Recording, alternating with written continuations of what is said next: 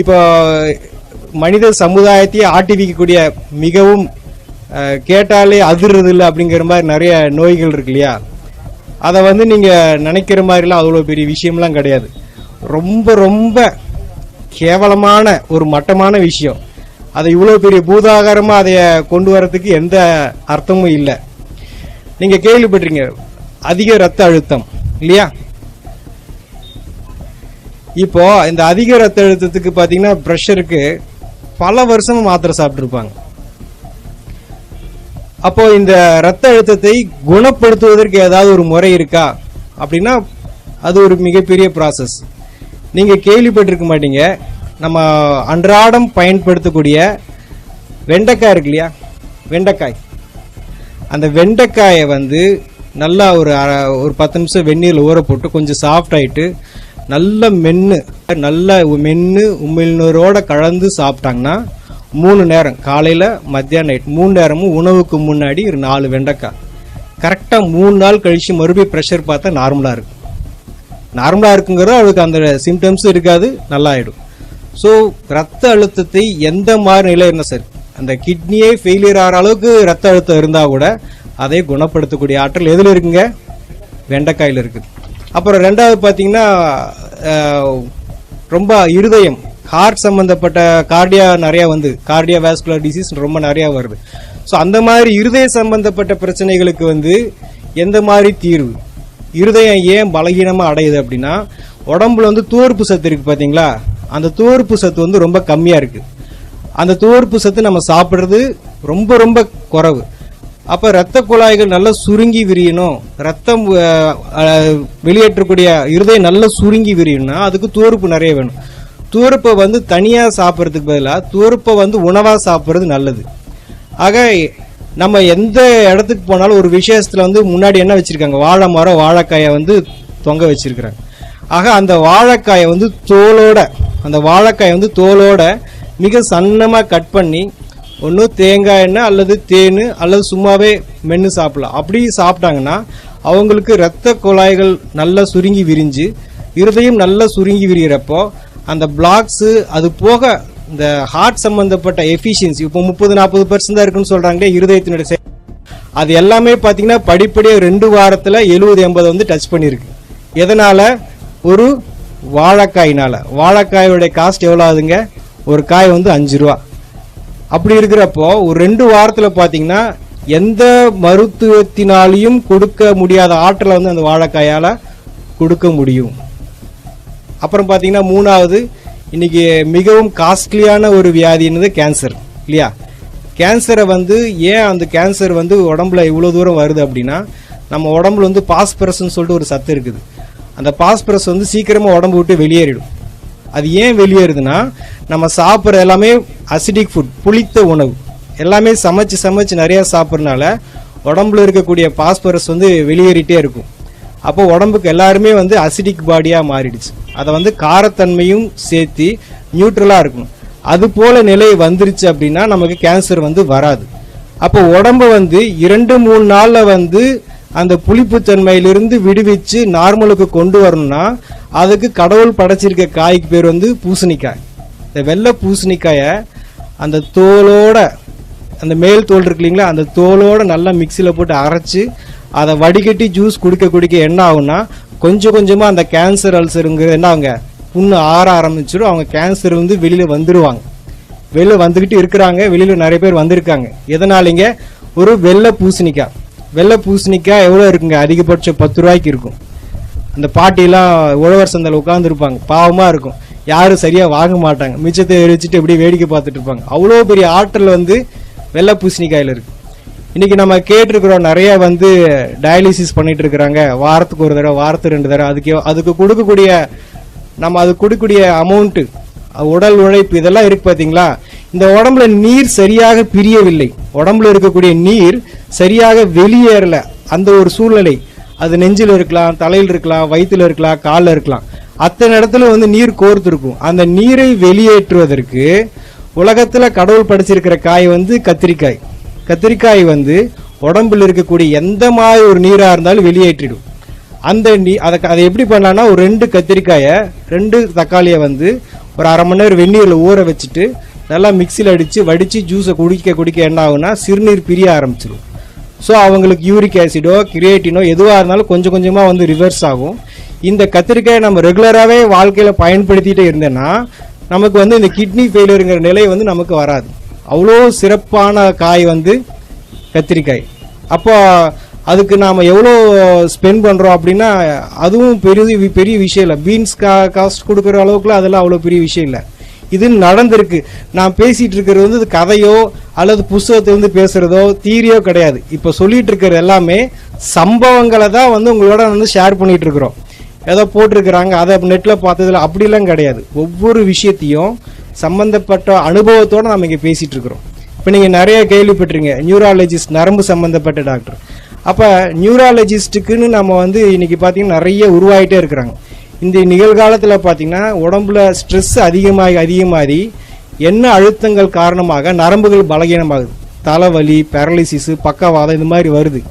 மெயினாக லேடிஸ்க்கு வந்து ஸ்ட்ரெஸ் ஜாஸ்தியாக இருக்குது மென்சஸ் டைம்லலாம். ஸோ இந்த மாதிரி இந்த நரம்புகளுடைய பலகீனம் உடம்புல பல விதத்தில் தெரியும்.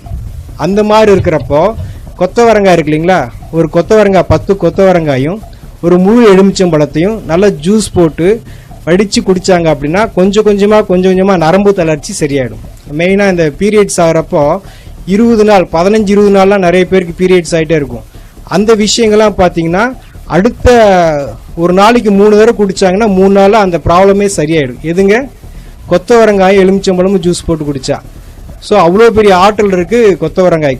அது பக்கவாதம்னு சொல்லிட்டு பெட் ரிட்டனாக படுத்திருக்காங்க இல்லைங்களா, நரம்புகள்லாம் செயலிழந்து அதையே கூட குணப்படுத்தக்கூடிய ஆற்றல் வந்து கொத்தவரங்காய்க்கு இருக்குது. அப்புறம் பார்த்தீங்கன்னா நிறைய பேருக்கு தூக்கம் இல்லாமல் தவிக்கிறாங்க இல்லைங்களா, தூக்கம் இல்லாமல் நிறைய செடேஷன் டேப்லெட்ஸ்லாம் போட்டுக்கிறாங்க. அதுபோல் எந்த மாதிரி நிலையில் இருந்தால் கூட இந்த புடலங்காய் இருக்கு இல்லையா, புடலங்காயை வந்து விதையோட நல்லா மிக்சியில் போட்டு ஜூஸ் அடித்து அதை வடித்து கொடுக்கல, இல்லை அப்படியே குடிக்கலாம். அந்த மாதிரி இரவு சமயத்தில் குடிக்க என்ன ஆகுனா ஆட்டோமேட்டிக்காக மன அமைதி ஆகிடும். ஒரு மனிதன் தண்ணி இல்லாமல் இருக்கலாம், சாப்பாடு இல்லாமல் இருக்கலாம், ஆனால் தூக்கம் இல்லாமல் வாழக்கூடாது.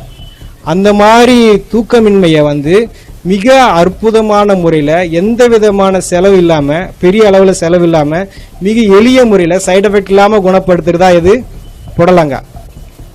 அடுத்து பார்த்தீங்கன்னா நம்ம குடல் இந்த தசைகள்லாம் பார்த்தா ரொம்ப பலகீனமாயிருது.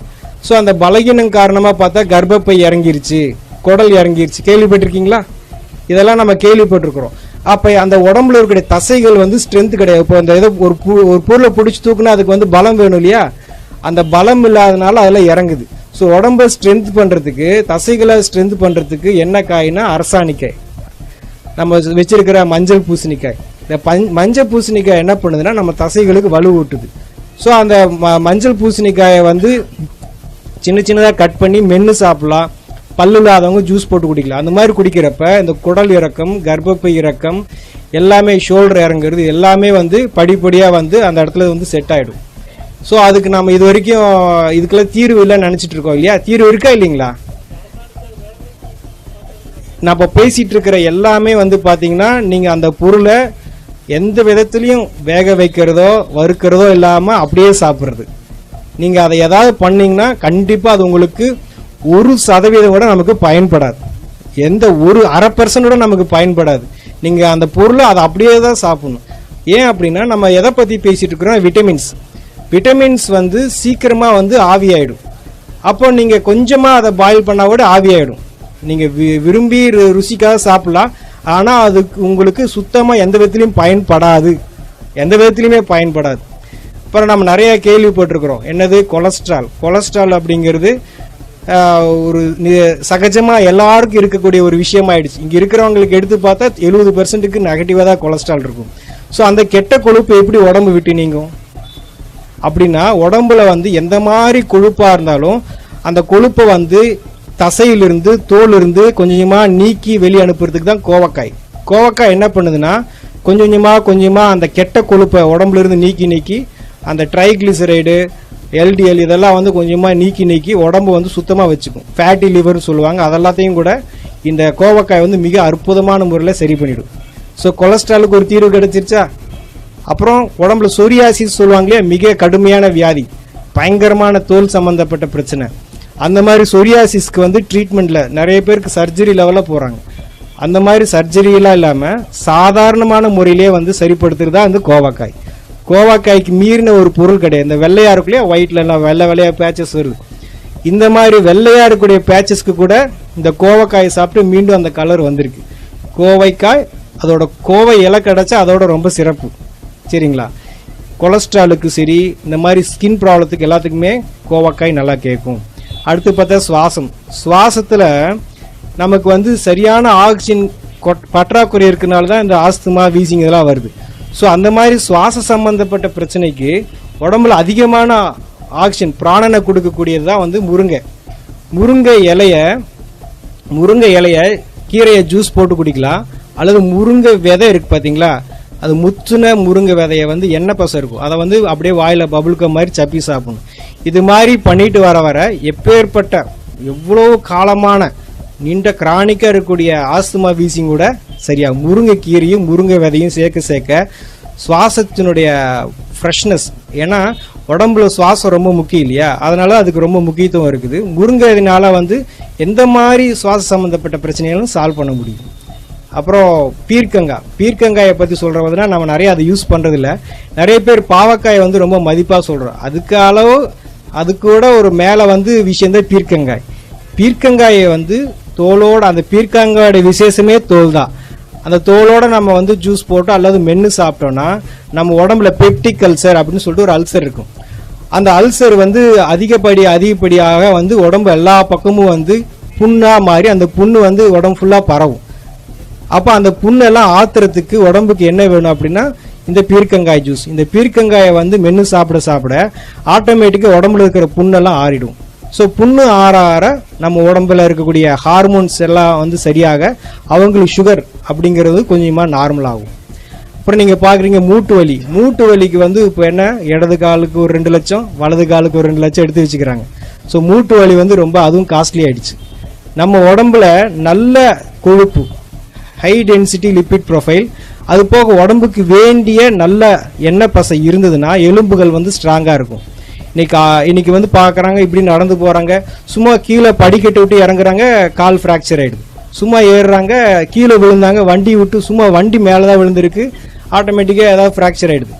ஃபுட்பால்லாம் பார்த்தீங்கன்னா அவங்க அப்படி ஓடி போய் திரும்பி குட்டிக்கரணை அடித்து விழுகிறாங்க, அவங்களுக்குலாம் ஒன்றும் ஆகிறதில்ல. நம்ம சும்மா விழுந்தாலே ஏன் ஃப்ராக்சர் ஆகுது? ஸோ அப்போ எலும்புகள் வந்து ரொம்ப பலகீனமாக இருக்குது. இந்த எலும்பை வந்து நல்ல உறுதியாக ஸ்ட்ராங்காக வச்சுக்கிறதுக்கு வந்து தேங்காயில் வந்து முத்துன தேங்காய் இருக்கு இல்லையா, கொப்பரை தேங்காயில் எண்ணெய் பசை இருக்கும், பச்சை தேங்காயில் எண்ணெய் பசை இருக்காது, கம்மியாக இருக்கும். அந்த கொப்பரை தேங்காயை நல்லா வாயில் போட்டு மென்று சாப்பிட்டாங்கன்னா இந்த ஏர் கிராக்கு, ஃப்ராக்சரு, எலும்பு சரியாக கூடலை, இந்த மாதிரி எந்த விஷயமா இருந்தாலும் சீக்கிரமாக கூடிடும். அவங்களுக்கு சர்ஜரி என்பது தேவையில்லை. அப்புறம் பார்த்தீங்கன்னா ரீசெண்டாக பார்த்தீங்கன்னா நிறைய பேருக்கு வந்து இப்போ இருக்கக்கூடிய இளைய தலைமுறை லேடிஸ்க்கு பார்த்தீங்கன்னா தைராய்டு, அது ரொம்ப ஃபேமஸ் ஆயிடுச்சு. யாரை கேட்டாலும் எனக்கு தைராய்டுன்றாங்க. ஆக உடம்புல வந்து ஒரு சுரப்பி ஹார்மோன் வந்து இம்பேலன்ஸ் ஆகுது. அந்த ஹார்மோன் இம்பேலன்ஸுக்கு என்ன காரணம் அப்படின்னா கால்சியம் வந்து சரியான விதத்தில் செயல்பாடு இல்லை, அதிகப்படியாக வேலை செய்யுது, இல்லை குறைய வேலை செய்யுது. இந்த கால்சியத்தை சீரமைக்கக்கூடிய பணியை செய்கிறத யார் அப்படின்னா எலுமிச்சம்பழம். நம்ம நினச்சிட்டு இருக்கோம் எலுமிச்சம்பழம் ஜூஸ் நல்லது அப்படின்னு, கிடையாது. நீங்கள் குடிக்கக்கூடிய அந்த எலுமிச்சம்பழம் ஜூஸ் வந்து சுத்தமாக யாருக்குமே பயன்படாது. எலுமிச்சம்பழம் தோல் இருக்குது பார்த்தீங்களா, அதில் தான் ஊட்டச்சத்து இருக்குது.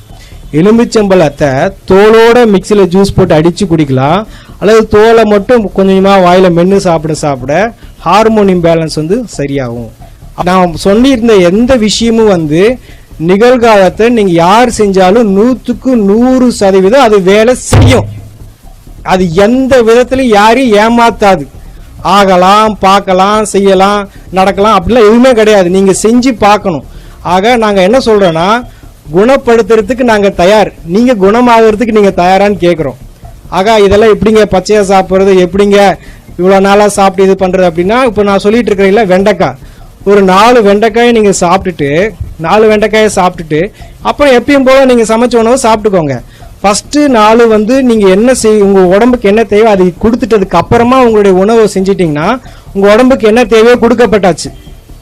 அதுக்கப்புறமா நீங்கள் வீட்டில் என்ன பழக்கத்தில் பண்ணியிருந்தீங்களோ திருப்பி நீங்கள் எந்த நோயோட பாதிக்கப்பட்டீங்களோ அது திருப்பி டெஸ்ட் பண்ணி பார்த்தா முற்றிலுமாக சரியாக இருக்கும். எல்லா காயை பற்றி சொன்னாலும் ஒரு முக்கியமாக இந்த கொத்தவரங்காயை பற்றி நான் சொல்ல விரும்புகிறேன். என்ன அப்படின்னா, போன வருடம் இந்தியாவிலிருந்து அதிகமாக ஏற்றுமதியான விவசாய பொருள் எதுன்னா கொத்தவரங்காய். எதுக்கு கை தட்டுறீங்க? எதுக்குன்னே தெரியாது, எதுக்கு கை தட்டுறீங்க? கொத்தவரங்காய் எதுக்கு வாங்கிட்டு போறாங்கன்னு தெரியுமா? நம்ம வாங்கலன்னு தலை தான் குனியணும். ஏன் வாங்குறாங்கன்னு தெரியுமா? அந்த கொத்தவரங்காயில கிளஸ்டர் பீன் ஆயில் ஒரு எண்ணெய் பசை இருக்குது. கொத்தவரங்காய்க்குள்ள ஒரு எண்ணெய் பசை இருக்கு. அந்த எண்ணெய் பசை ராக்கெட் லான்ச்சுக்கு யூஸ் பண்றதா அவங்க சொல்றாங்க. நான் ராக்கெட் லான்ச் யூஸ் பண்றோம், ஆள் குழாய் குளறுகளுக்கு இந்த எண்ணெய் பசை ரொம்ப முக்கியம் அப்படின்னு சொல்லி சொல்றாங்க. ஆனா ஒரிஜினலா அது நரம்பு சம்பந்தப்பட்ட எல்லா பிரச்சனையும் சால்வ் பண்ணும். அந்த ஒரு காய் மட்டும் நம்ம எல்லாரும் பயன்படுத்தணும்னா மொத்த மருத்துவ உலகமே ஸ்தம்பிச்சு போயிடும். அவ்வளோ ஆற்றல் இருக்கு அந்த கொத்தவரங்காய்க்கு. பீரியட்ஸ் ஆகிறப்போ, பீரியட்ஸ் ஆகிறதுக்கு 2 நாள் முன்னாடி, பீரியட்ஸ் ஆகிறதுக்கு பின்னாடி 2 நாள், 5 நாள் கண்டிப்பாக கொத்தவரங்காயை எலுமிச்சம்பழத்தோட ஜூஸ் போட்டு குடிச்சாங்கன்னா அவங்களுக்கு இந்த மாதிரி யூட்ரஸ் ஃபைபார்டு, பிசிஓடி, எந்த பிரச்சனை, பெயின், பேக் பெயின், வயிற்று வலி, தலைவலி, தலை சுத்துறது, எந்த இது இல்லாமல் சுமூகமாக அந்த நாட்களை எளிமையாக கடந்து போயிடுவாங்க. B12 சொல்லிட்டு ஒரு விட்டமின், அது முருங்கை விதையில அவ்வளோ இருக்குது. அதை விட்டுட்டு எல்லாம் ப்ரொக்கோலியை சாப்பிட்டு இருக்காங்க 200-300 ரூபா கொடுத்துட்டு. இதை பற்றின எல்லா தகவலும் vegetableclinic.com ஒரு வெப்சைட் இருக்கு, அதில் கிடைக்கும்.